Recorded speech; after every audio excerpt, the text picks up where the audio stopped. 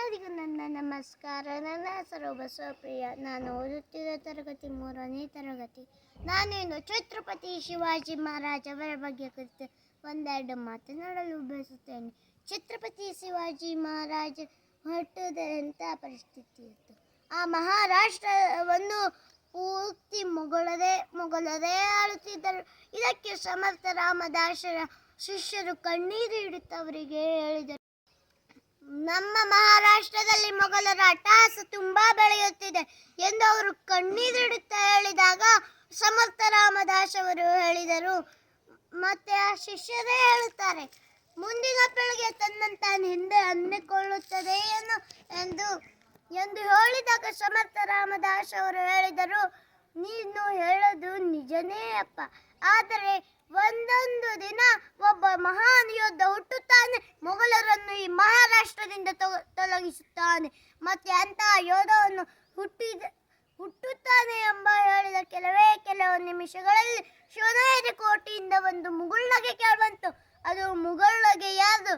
ಸಾಕ್ಷಾತ್ ಶಿವಾನ್ ಶಂಭೂತ ಛತ್ರಪತಿ ಶಿವಾಜಿ ಮಹಾರಾಜ್ ಅವರ ಮುಗುಳ್ನಗೆಯಾಗಿತ್ತು.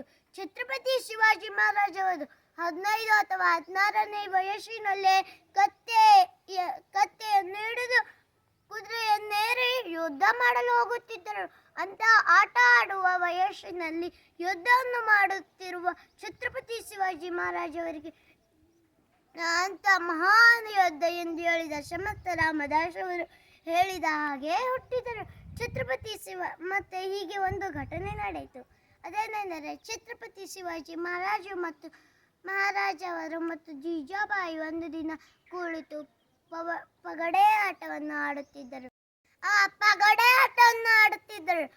ಪಗಡೆ ಆಟ ಯಾವ ಷರತ್ತಿನ ಮೇಲೆ ಆಡುತ್ತಿದ್ದರು ಎಂದರೆ, ಪಗಡೆ ಆಟದಲ್ಲಿ ಯಾರು ಗೆದ್ದರೋ ಅವರಿಗೆ ಕೇಳಿದ ಬಹುಮಾನವನ್ನು ಕೊಡಬೇಕು ಎನ್ನುವ ಷರತ್ತಿನ ಮೇಲೆ ಆ ಪಗಡೆ ಆಟವನ್ನು ಆಡುತ್ತಿದ್ದರು. ಆ ಪಗಡೆ ಆಟದಲ್ಲಿ ಕೊನೆಯದಾಗಿ ಜೀಜಾಬಾಯಿ ಅವರು ಗೆಲ್ಲುತ್ತಾರೆ. ಮತ್ತೆ ಜೀಜಾಬಾಯಿ ಅವರು ಕೇಳಿದರು ಛತ್ರಪತಿ ಶಿವಾಜಿ ಮಹಾರಾಜ್ ಅವರಿಗೆ, ಮಗು, ನೀನು ನಿನಗೆ ಕೇಳಿದ ಬಹುಮಾನವನ್ನು ಕೊಡುವೆಯೇ ಎಂದು ಹೇಳಿದಾಗ, ಆಯ್ತು ತಾಯಿಯೇ, ಅಪ್ಪನೆಯಂತೆ ಆಗಲಿ, ನೀನು ಯಾವ ಬಹುಮಾನ ಕೇಳು ತಾಯಿಯೇ ಎಂದು ಹೇಳಿದಾಗ ಜೀಜಾಬಾಯಿಯವರು ಹೇಳಿದರು, ಸ್ವಲ್ಪ ಯೋಚಿಸಿ ಹೇಳು ಮಗು, ಇದು ತುಂಬಾ ಸುಲಭವಲ್ಲ. ಆಗ ಛತ್ರಪತಿ ಶಿವಾಜಿ ಮಹಾರಾಜ್ ಅವರು ಹೇಳಿದರು, ನಾನು ಎಲ್ಲ ಯೋಚಿಸಿದ್ದೇನೆ, ನೀನು ಕೇಳಿದ ಬಹುಮಾನವನ್ನು ಕೇಳು ಎಂದು ಹೇಳಿದಾಗ ಜೀಜಾಬಾಯಿಯವರು ಕೇಳಿದರು ಛತ್ರಪತಿ ಶಿವಾಜಿ ಮಹಾರಾಜ್ ಅವರಿಗೆ ಆ ಬಹುಮಾನ. ಅದೇನೆಂದರೆ, ಕೊಂಡಾಣ ದುರ್ಗವು ಮೊಘಲರ ವಶದಲ್ಲಿದೆ, ಆ ಕೋಟೆಯನ್ನು ನನಗೆ ಗೆದ್ದು ಕೊಡಬೇಕು ಎಂದು ಹೇಳಿದಾಗ ಛತ್ರಪತಿ ಶಿವಾಜಿಯವರು ಆಗ 15-16ನೇ ವಯಸ್ಸಿನ ಪುಟ್ಟ ಬಾಲಕ ಛತ್ರಪತಿ ಶಿವಾಜಿ ಮಹಾರಾಜ್ ಅವರು ಆ ಪುಟ್ಟ ಬಾಲಕದಿದ್ದಾಗಲೇ ಆ ಕೊಂಡಾಣ ದುರ್ಗವನ್ನು ಗೆದ್ದು ತಾಯಿ ಜೀಜಾಬಾಯಿಯವರಿಗೆ ಬಹುಮಾನವಾಗಿ ಕೊಡುತ್ತಾರೆ. ಇದಕ್ಕೆ ತಾಯಿ ಜೀಜಾಬಾಯಿ, ಭೇಷ್ ಮಗನೇ ಭೇಷ್, ನೀನು ಹೀಗೆ ಯುದ್ಧವನ್ನು ಮಾಡುತ್ತಿರು, ನಿನ್ನ ಸಾಧನೆಯನ್ನು ನಿಲ್ಲಿಸಬೇಡ ಎಂದು ಹೇಳಿದಾಗ ಆಗ ಛತ್ರಪತಿ ಶಿವಾಜಿ ಮಹಾರಾಜ್ ಅವರ ಮತ್ತೊಂದು ಘಟನೆ ನಡೆಯಿತು. ಅದೇನೆಂದರೆ, ಧನಾಜಿಯವರು ರಾಯಗಢ್ ಕೋಟೆಯನ್ನು ಗೆಲ್ಲಲು ಹೋಗಿದ್ದರು. ಮತ್ತೆ ಆ ಧನಾಜಿಯವರು ಛತ್ರಪತಿ ಶಿವಾಜಿ ಮಹಾರಾಜ್ ಅವರಿಗೆ ಈ ಮಾತು ಹೇಳಿದರೆ, ಅದೇನೆಂದರೆ, ನಾಳೆ ನನ್ನ ಮಗನ ಮದುವೆ ಇದೆ, ನಾನು ಬರುತ್ತೇನೋ ಇಲ್ಲೋ ನನಗೆ ಗೊತ್ತಿಲ್ಲ, ನಾನು ಬರದಿದ್ದರೆ ನೀವೇ ನನ್ನ ಸ್ಥಾನದಲ್ಲಿ ನಿಂತು ನನ್ನ ಮಗನ ಮದುವೆಯನ್ನು ಮಾಡಿಸಿಕೊಡಿ ಎಂದು ಹೇಳಿದಾಗ ಹೇಳಿಯವರು ಹೊರಟು ಬಿಟ್ಟರು ಧನಾಜಿಯವರು ರಾಯಗಢ್ ಕೋಟೆಯನ್ನು ಗೆಲ್ಲಲು. ಆ ರಾಯಗಢ್ ಕೋಟೆಯನ್ನು ಗೆದ್ದು ಅವರು ಕೊನೆಗೆ ಮರಣವನ್ನು ಹೊಂದುತ್ತಾರೆ.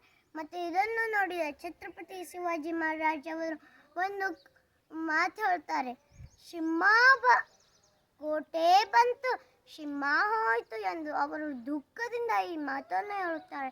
ಮತ್ತು ಛತ್ರಪತಿ ಶಿವಾಜಿ ಮಹಾರಾಜ್ ಅವರು ಧನಾಜಿಯವರ ಮಗನ ಮದುವೆ ಧನಾಜಿಯ ಸ್ಥಾನದಲ್ಲಿ ನಿಂತು ಅವರ ಮಗನ ಮದುವೆಯನ್ನು ನಡೆಸಿಕೊಡುತ್ತಾರೆ. ಮತ್ತು ಈ ಕಡೆ ಮಗನ ಮದುವೆಯಾಗಿ ಇಲ್ಲಿ ಮದುವೆ ಊಟ, ಇನ್ನೊಂದು ಕಡೆ ತಿಥಿ ಊಟ.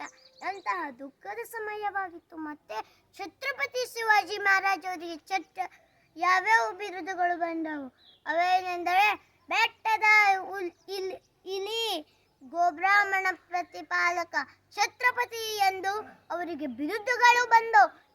ಮತ್ತೆ ಛತ್ರಪತಿ ಶಿವಾಜಿ ಮಹಾರಾಜ್ ಅವರಿಗೆ ಪಟ್ಟಾಭಿಷೇಕವಾದ ನಂತರ ಅವರ ತಾಯಿ ಜೀಜಾಬಾಯಿ ಅವರು ಕೂಡ ನಿಧನರಾದರು. ಮತ್ತು ಛತ್ರಪತಿ ಶಿವಾಜಿ ಮಹಾರಾಜ್ ಅವರು ಕೂಡ ಮೇ 14ರಂದು ನಿಧನರಾದರು. ಇಷ್ಟು ಹೇಳಿ ನನ್ನ ಈ ಪುಟ್ಟ ಭಾಷಣವನ್ನು ಛತ್ರಪತಿ ಶಿವಾಜಿ ಮಹಾರಾಜ್ ಅವರ ಪಾದದಲ್ಲಿ ಅರ್ಪಿಸುತ್ತೇನೆ. ಮಾತನಾಡಲು ಅವಕಾಶ ಕೊಟ್ಟಿದ್ದಕ್ಕಾಗಿ ತಮಗೆಲ್ಲರಿಗೂ ಹೃದಯಪೂರ್ವಕ ಧನ್ಯವಾದ. ನನ್ನ ಈ ಪುಟ್ಟ ಭಾಷಣದಲ್ಲಿ ಏನಾದರೂ ಲೋಪದೋಷಗಳನ್ನು ಕಂಡು ಬಂದರೆ ನಿಮ್ಮ ಸಹೋದರಿಯಂತೆ, ನಿಮ್ಮ ತಂಗಿ ಅಕ್ಕ ಅಂತೆ ಮತ್ತೆ ನಿಮ್ಮ ಮಗಳಂತೆ ಕ್ಷಮಿಸಿಬಿಡಿ. ಧನ್ಯವಾದಗಳು. ಛತ್ರಪತಿ ಶಿವಾಜಿ ಮಹಾರಾಜ್ ಅವರಿಗೆ, ಛತ್ರಪತಿ ಶಿವಾಜಿ ಮಹಾರಾಜ್ ಅವರಿಗೆ, ಛತ್ರಪತಿ ಶಿವಾಜಿ ಮಹಾರಾಜ್ ಅವರಿಗೆ ಜೈ ಭವಾನಿ, ಜೈ ಶಿವಾಜಿ, ಜೈ ಭವಾನಿ, ಜೈ ಶಿವಾಜಿ. ಧನ್ಯವಾದಗಳು.